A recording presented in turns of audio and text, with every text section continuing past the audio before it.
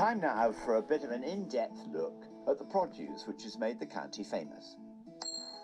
Close to the village of East Malling, where Charles is taking a well-earned break from antiquary to visit the East Malling Research Station, home to the science of fruit production.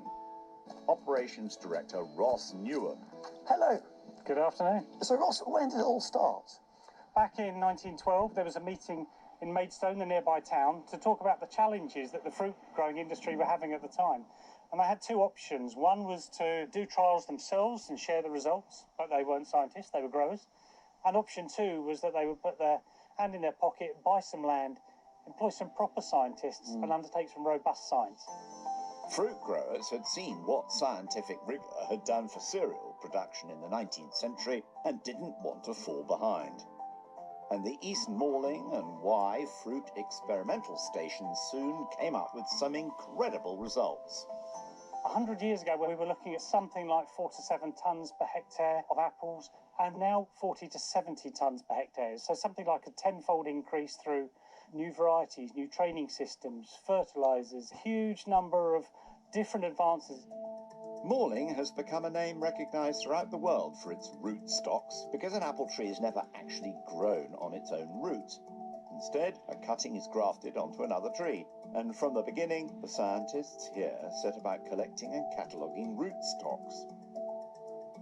So here we've got laboratory books A1 and A2. So these are the very first lab books from 1913.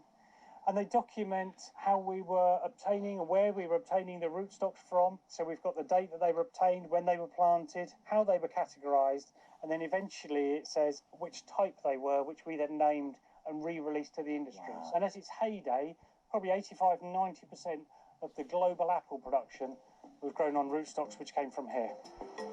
In order to make an even closer study of these roots, the East Malling scientists decided to construct glass-lined trenches to observe them below ground.